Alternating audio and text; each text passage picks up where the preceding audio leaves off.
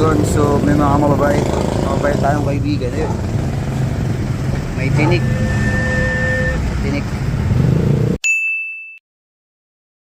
Yun, so ayaw mag-start din sa Sakuragi natin. Ayan, so meron namang panel 11.7. Ayan, so chinek ko na yun dito sa contact point itong para mag-start siya.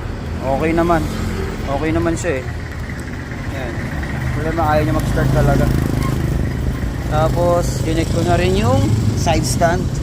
Okay naman. Tapos nag-try na rin kami mag-check ng mga fuse. Ayan, mga fuse, chinek ko na rin siya. So wala naman pumutok na fuse.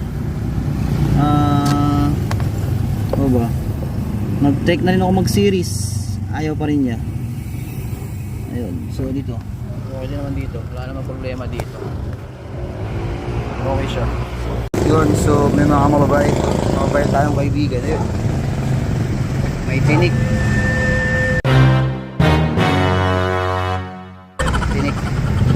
Kaya ng power si mga moto. Kailan natin Sir Mel. Ito, bilisan mo dyan. Maandar na sa Sakuragi. Salamat sa your friend. Salamat sa friend ko. Sinating ADB. So all goods na. Maandar na si Sakuragi. Ang problema talaga ay mabait. So nginat-ngat niya yung mga wires ng MDL.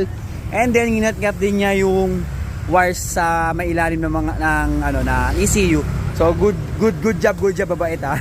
Yan. Thank you Sir Mel. Sakuragi. Hello. Pakainin mo ulit ng bangus. Oo, ayun oh, meron tayong akong bangus sa loob ng ni Sakuragi oh. Ayan, so all goods. Let's go. Ayan, so all goods na Sakuragi. Ayan, so nagawa na siya ni Sir Mel. Yun, so ang naging problem talaga is mga wire na kinagat yan ng mga babait. Ayan, so inapati yung sa may ECU kasi kinagat pala, nasa ilalim ko siya, hindi namin nakita. Pero all goods na. So bukas na namin siya dadamitan. Lalatagan muna namin siya ng panibagong harness ng MDL kasi yun yung nakita namin talaga na kinagat niya. So may nata kaming tinik sa kabuntot ng bangus. Kaninong ulam ba yun? Oy, ulam mo ba yun? Sa akin yun.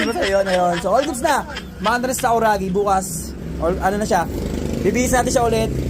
Latag natin yung bagong harness ng Prism. Yeah, so let's go.